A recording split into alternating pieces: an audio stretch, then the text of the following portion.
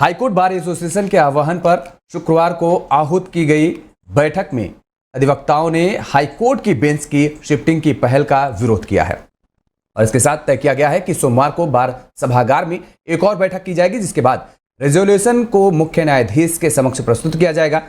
High court bar सभागार में हुई बैठक में बार काउंसिल ऑफ इंडिया के सदस्य और वरिष्ठ अधिवक्ता डीके शर्मा ने कहा कि हाईकोर्ट यही रहनी चाहिए। वरिष्ठ अधिवक्ता के रौतेला ने सवाल किया कि क्या किसी न्यायालय के पास यह अधिकार है।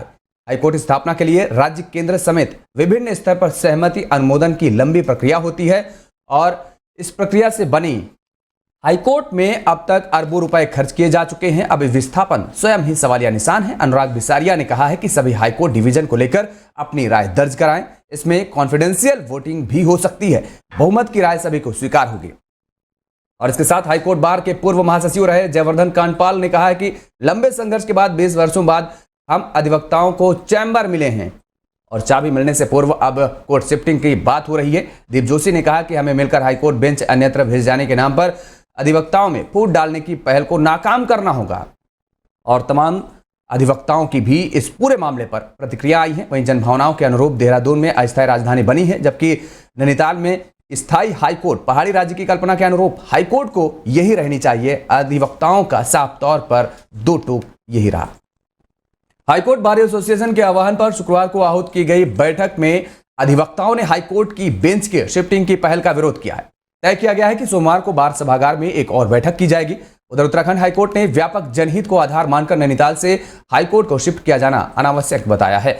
वहीं कोर्ट ने राज्य के मुख्य सचिव से 1 माह के भीतर हाईकोर्ट के लिए उचित स्थान बताने को कहा है। पुलिस प्रशासन ने वीकेंड पर नैनीताल, भीमताल, भवाली और मुक्तेश्वर इत्यादि स्थानों के लिए जा रहे पर्यटकों का आम जनमानस और वाहन चालकों के लिए शनिवार और रविवार को यातायात प्लान जारी किया है।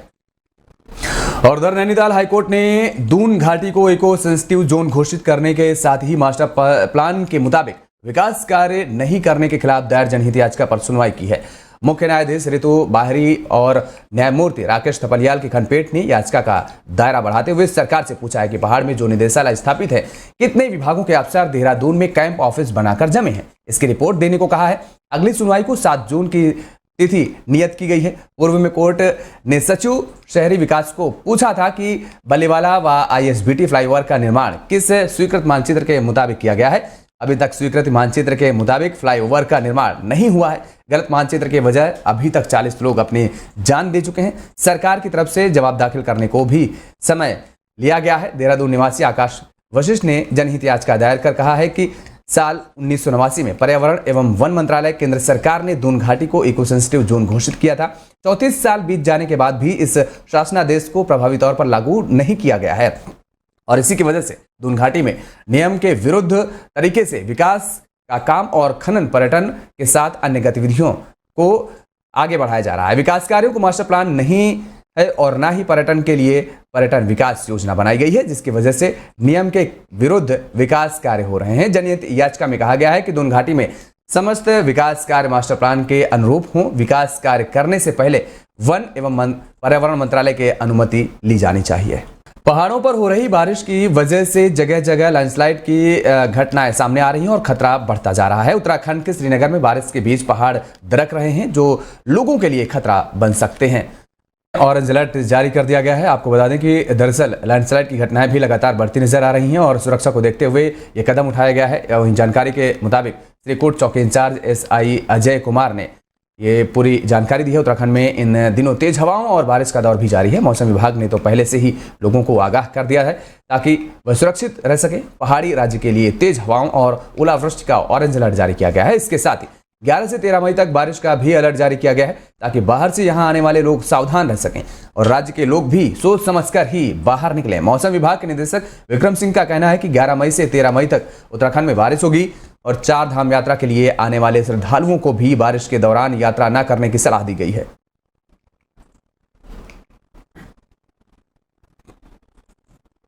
शुक्रवार को अक्षय तृतीया के पर्व पर श्रद्धालुओं के लिए कपाट खोल दिए गए हैं। आपको बता दें कि इसी के साथ ही इस वर्ष की 4 धाम यात्रा आरंभ हो गई है, लेकिन मौसम विभाग ने 13 मई तक उत्तराखंड के कई जिलों में बारिश का अलर्ट जारी किया है। मौसम विभाग ने राज्य में येलो अलर्ट जारी करने के बाद अब ऑरेंज अलर्ट भी जारी कर दिया है। उत्तराखंड मौसम विभाग के निदेशक विक्रम सिंह ने बताया है कि 11 मई से 13 मई तक प्रदेश में बारिश रहेगी। विक्रम सिंह ने कहा है कि 13 मई को बारिश हो सकती है, वहीं भारी बारिश की भी संभावना जताई गई है। इसके अलावा 4 धाम में आने वाले यात्रियों को भी सलाह दी गई है कि बारिश के दौरान यात्रा ना करें, जब बारिश थम जाए तभी यात्रा शुरू करें। विक्रम सिंह ने कहा है कि 11, 12 और 13 मई को उत्तराखंड के ज्यादातर हिस्सों में बारिश की संभावना है।